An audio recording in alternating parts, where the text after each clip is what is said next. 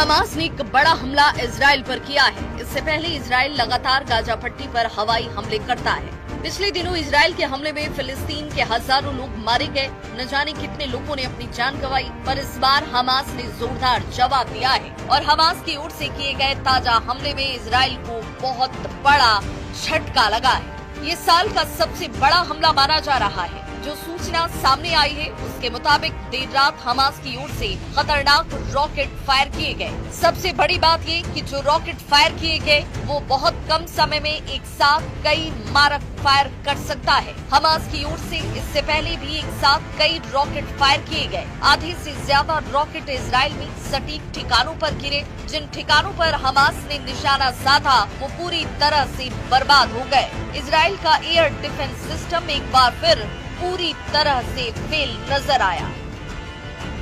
Israel का Iron Dome system इन rockets को रोक नहीं पाया। इजराइल की ओर से कहा गया कि कई जगह रॉकेट्स गिरे हैं और जिसकी वजह से भारी तबाही मची है और इसकी तस्वीरें, इन हमलों की तस्वीरें सोशल मीडिया पर छाई हुई हैं। हमास की तरफ से की गई बमबारी की तस्वीरें जो है सोशल मीडिया पर छाई हुई हैं और कितनी ज्यादा तबाही मची हुई है वो सब कुछ सोशल मीडिया पर देखा जा सकता है।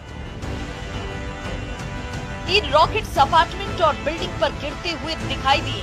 हमास की ताजा बमबारी में इजराइल को जबरदस्त नुकसान पहुंचा है। इजराइल ने भी हमास की ओर से की गई बमबारी में नुकसान को स्वीकार किया है। इन हमलों में इजराइल के प्रधानमंत्री बेंजामिन नेतन्याहू सत्ते में हैं। कहा जा रहा है कि इजराइल पर हुए हमले में बहुत ज्यादा तबाही मची है, जान और माल का बहुत नुकसान हुआ है। इसकी सोशल मीडिया में बहुत चर्चा तक हो रही है। कुछ दिन पहले ही इजराइल के प्रधानमंत्री बेंजामिन नेतन्याहू ने अमेरिकी राष्ट्रपति डोनाल्ड ट्रंप से मुलाकात की थी, जिसमें गाजा पट्टी के ताजा हालात पर चर्चा हुई। पर इजराइल के प्रधानमंत्री बेंजामिन नेतन्याहू कोई जवाबी कार्रवाई कर पाते उससे पहले ही हमास ने इजराइल पर जोरदार एयर स्ट्राइक कर दिया। इसकी तस्वीरें जैसे ही सोशल मीडिया पर सामने आई, हर तरफ खलबली मच गई। ये हमले मध्य गाजा के दीर अल बलाह और अश्कलोन और अश्कदोद जैसे इलाकों में हुए। इस हमले में मिडिल ईस्ट में शांति के प्रयासों को गहरा धक्का लगा है। यही नहीं, हमास की ओर से हो रहे इजराइल पर ताबड़तोड़ हमले को रोकने में इजराइल का डिफेंस सिस्टम पूरी तरीके से नाकाम साबित हुआ। ना तो इजराइल का डोम सिस्टम काम आया और ना ही अमेरिका की तरफ से मिला गया हाईटेक डिफेंस सिस्टम काम आया।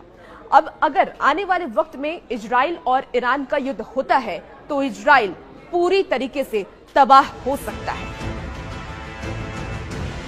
जबकि ये डिफेंस सिस्टम इजराइल के लिए बेहद महत्वपूर्ण था। इससे पहले इजराइल अपने डिफेंस सिस्टम का पूरी दुनिया में बखान करने का कोई मौका नहीं छोड़ता था। इजराइल ने एंटी बैलिस्टिक मिसाइल सिस्टम और डोम सिस्टम की बढ़ चढ़कर चर्चा की, पर हमास के ताजा हमलों में ये सिस्टम फेल रहे और इजराइल की सुरक्षा को लेकर गंभीर सवाल खड़े हो गए। अब हर तरफ यही सवाल उठ रहा है कि आखिर इजराइल का सुरक्षा तंत्र क्यों फेल साबित हुआ। हमास को ऐसे ताकतवर हथियार कहां से मिले जिसने इजराइल में जोरदार तबाही मचाई। गाजा पट्टी में पिछले कुछ दिनों के अंदर इजराइल ने जबरदस्त तबाही मचाई थी। इजराइल की सेना गाजा पट्टी के कई अंदरूनी इलाकों में पहुंची थी। इसके बावजूद हमास ने हार नहीं मानी और इजराइल पर जोरदार बमबारी करके पूरी दुनिया को चौंका दिया। इजराइल का कहना है कि गाजा पट्टी के जिन इलाकों में हमास का कब्जा है वहां पर हमास ने कुछ विदेशी बंधकों को भी कैद करके रखा हुआ है और इन्हीं बंधकों को तलाशने के लिए इजरायली सेना चप्पा चप्पा छान रही है। हालांकि अभी तक इनका कुछ अता पता नहीं लगा है। ये भी कहा जा रहा है कि ईरान की ओर से हमास के अल कासिम ब्रिगेड के पास लगातार गोला बारूद की सप्लाई हो रही है। इन हमलों ने साफ संकेत दिया कि हमास झुकने को तैयार नहीं है। हमास ने ये कह दिया है कि इजराइल लगातार हमले करता रहा तो बंधकों की सही सलामत वापसी पर कोई वादा वो नहीं कर सकता है।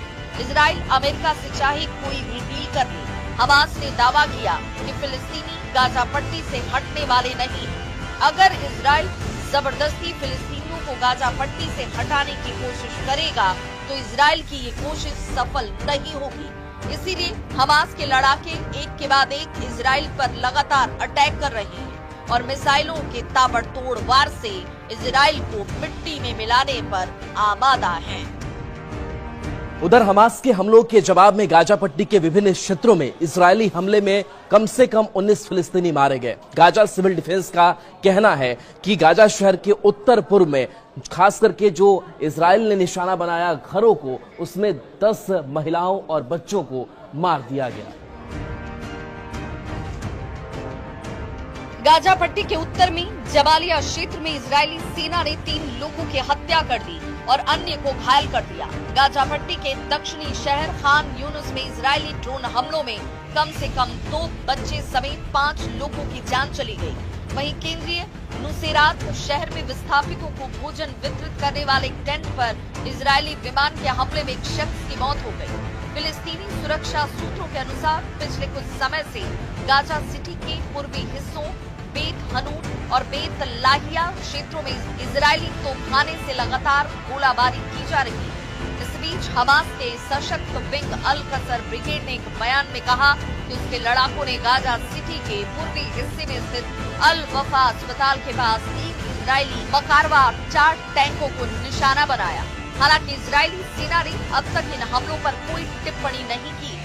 इजराइल रक्षा बल ने कहा कि गाजा पट्टी में फिर से शुरू किए गए अभियान के तहत हमास के राजनीतिक ब्यूरो के कुल 11 वरिष्ठ अधिकारी मारे जा चुके हैं। फिर से शुरू किए गए अभियानों में अब तक वायुसेना के 350 लड़ाकू विमानों और लगभग 1200 आतंकी ठिकानों पर हवाई हमले किए गए। 100 से अधिक लक्ष्य सटीक हमलों में नष्ट किए गए और गाजा पट्टी में आतंकी संगठनों के सैकड़ों आतंकियों व सैन्य कमांडरों को मार गिराया गया है।